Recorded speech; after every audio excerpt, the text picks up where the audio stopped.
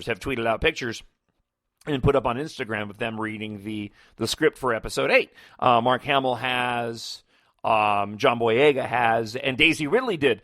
And in Daisy Ridley's Instagram, she wrote, oh man, and now I'm going to, let me make sure I get the exact quote here. All right, here it is. And so there's a there's a photo that Daisy Ridley took of herself on her Instagram page.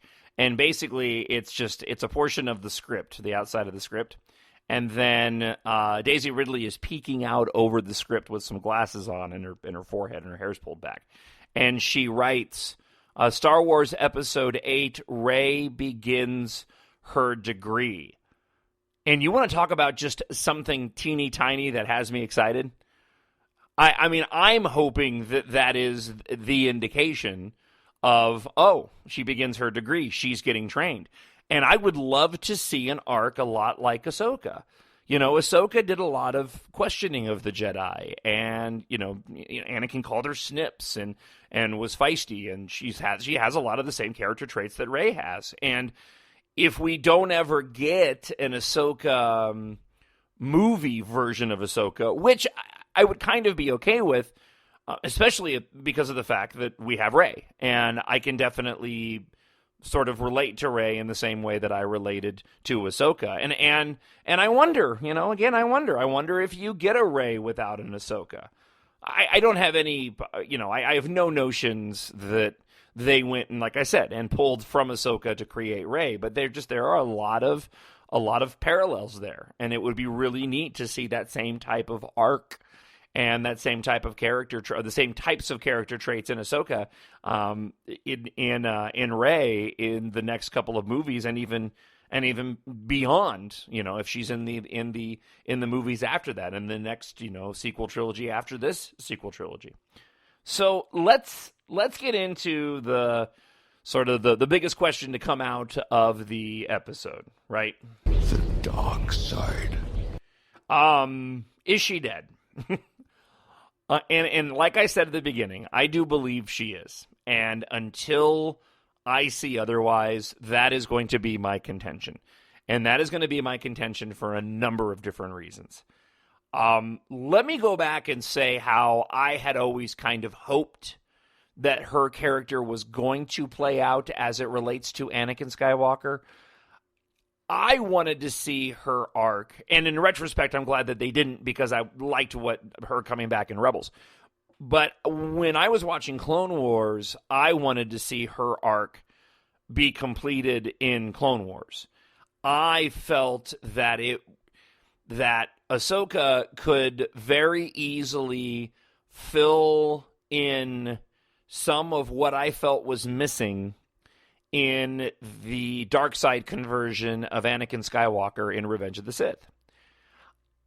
If he ended up getting close to Ahsoka, which he did, in the Clone Wars, I thought with the Clone Wars ending before Revenge of the Sith, and even Dave Filoni, the director of Clone Wars and Rebels, said that they had an arc that essentially set it up to where the final part of the season, the last couple of episodes, had Obi-Wan and Anakin leaving to go to Coruscant for the beginning of what would have ended up becoming Revenge of the Sith. And I always thought that, wow, wouldn't it help in a driving of Anakin to the dark side? Wouldn't it help push that along if his first encounter with loss wasn't just his mom, which arguably wasn't handled as strongly as it could have been, right? But also, if this ended up becoming a trend with him. I mean, it was kind of that at the end of Rebels when Ahsoka left at the end of one of those final seasons, when she left the Jedi Order. But you know, it wasn't in such a way where Anakin had a lot of control over it. There wasn't as much emotional attachment to it. It was more of a matter of misunderstandings brought her to the brink where she no longer could trust the Jedi, and Anakin lost her. If he had lost her in another way, where he was trying to save her, maybe even in the heat of battle, and he couldn't do it. And now not only did he lose his mom, but he realized that he lost Ahsoka. By the time that we get to Revenge of the Sith, and he ends up having that conversation during Squid Lake with Palpatine, talking about the dark side and cheating death and all that. I mean, think about how much more weight it would have for us Clone Wars fans if we knew that, yeah, man, he lost his mom and he lost Ahsoka, and now he is on the precipice of losing Padme. That's how I always wanted that to play out. So, again, they did it kind of with her leaving the Order, but they didn't fully take advantage of what I felt could have been done. Now, I'm glad that they didn't in retrospect. Much in the same way that I'll be glad if Disney and Lucasfilm decide to bring Ahsoka back at some point, which they obviously left the door open to do, because I really liked her arc in Rebels.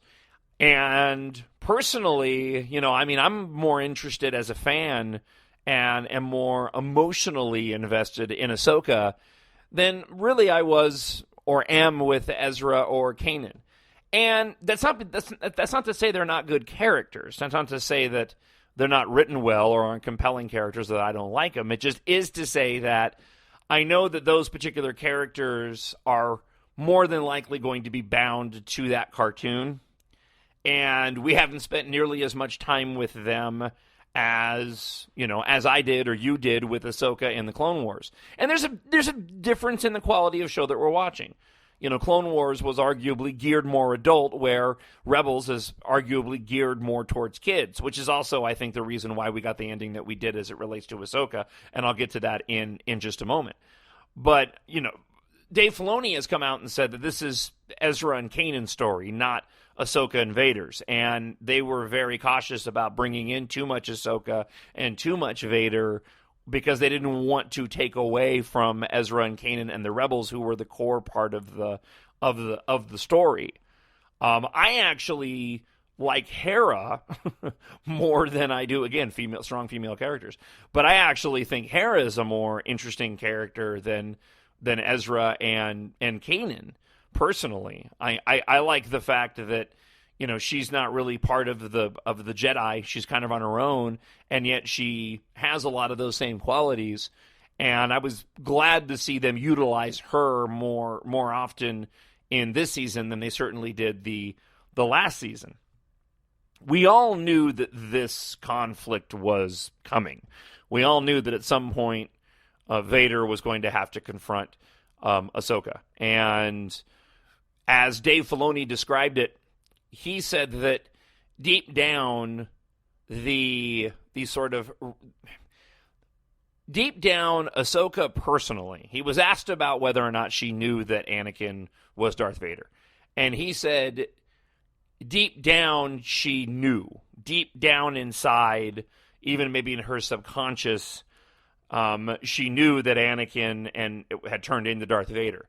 But that also, from sort of a rational standpoint, she couldn't believe it, because she couldn't believe that this person who was her friend would have turned into, you know, the darkest, most sinister bad guy in the galaxy. And obviously the fact that she wasn't around to see the events, or wasn't involved to see the events of what brought him to become Darth Vader, she would be unaware of that. So he said that she had been struggling with whether or not Vader was indeed Anakin. And that's why in the battle, she still wasn't convinced. And when Vader told her in that season finale that, you know, Anakin was weak, you know, I destroyed him, which if you didn't realize was almost verbatim the same thing that Kylo Ren said to Han at the end of The Force Awakens. I don't think that was I don't think that was unintentional. I think that was absolutely intentional. But that moment in the cartoon when she says that, I think that she sort of succumbs to the rational part of her that says, oh, I was right, it's not Anakin. And it wasn't until she clips his mask with the lightsaber to reveal his face, or a portion of his face, that she finally comes to the realization that, oh, it is Anakin. Now, at the end of the conflict, there's the moment when The temple is beginning to collapse. She tells Vader that she's not leaving him again, right? And he says, then you will die. And Kanan, now blind, and Ezra are about to get out before the temple collapses.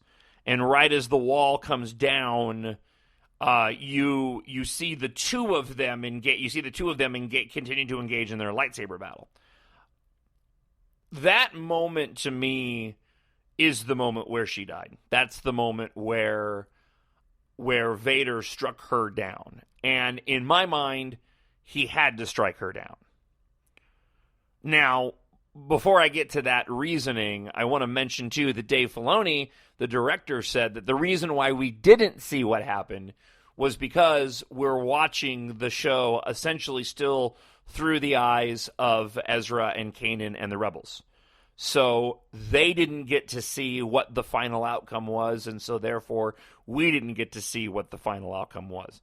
I think the real-world answer to that is that it's Disney XD, and that this is still a kid's show. And here is a good real-world example. I was watching it with my 9-year-old, and he almost felt, well, I think he actually did. He felt a sense of remorse when the seventh sister got struck down and when the Inquisitors were being killed.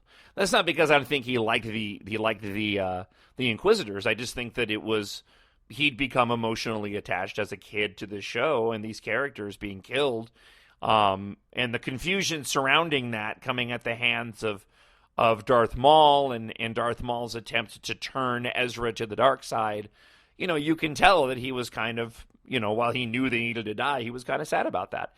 Can you imagine for just a moment having to watch that as a kid, especially if you live in a house like mine where he's been raised on the Clone Wars and Ahsoka? I mean, he arguably knows more of Ahsoka than he does the original characters of the Star Wars movies, of the original trilogy. He has more ties to Ahsoka than he does them. I don't think there's any way that Dave Filoni and Disney could have gotten away with having Vader / Anakin strike her down in such a way that doesn't have a huge emotional impact. Now, as an adult watching this, I want to see that, right? I mean, this is a show geared for kids, but we're adults watching a kid's show, and I want to see the finality. I want to see the resolution. I want to see the ramifications of that for Vader. But because it's a kid's show, and Dave Filoni mentioned this as well, he basically said, I couldn't very well, show Vader dragging, Ahsoka out of the temple after the, top of it blew up by her hair. I mean, you can't really do that. You can't really show him decapitating her. You really can't show the lightsaber penetrating her either. I mean, they didn't really show that with the Inquisitors. Can you imagine them doing that with Ahsoka? Now, in the Star Wars world, and I'll get to what they showed on screen and why I think the visual representation also shows us that she died. But there's a much larger issue at play here. And that much larger issue at play, which I firmly believe they would have been thinking about. This would have been a part of the process as they went and discussed how they were going to handle this and what was going to happen with Vader. Vader has to strike her down. Ahsoka is the last emotional connection, that Darth Vader has with himself as Anakin Skywalker, and albeit the strongest one. And they will have to explain this in such a way that I won't be upset, but if Vader didn't kill her, well, that kind of undermines the whole Luke helping to redeem his father storyline. Because it would show that he showed mercy upon Ahsoka, which arguably would show that he was vulnerable, and Ahsoka could have accomplished, given enough time and the right circumstances, the same thing that Luke did. And so, because of that, I think that he has to strike her down. Because it doesn't serve... Now, granted, a lot of people, the majority of individuals, aren't watching both and aren't thinking about it nearly as much as you are if you're listening to this podcast, or I am. but the story group does, right?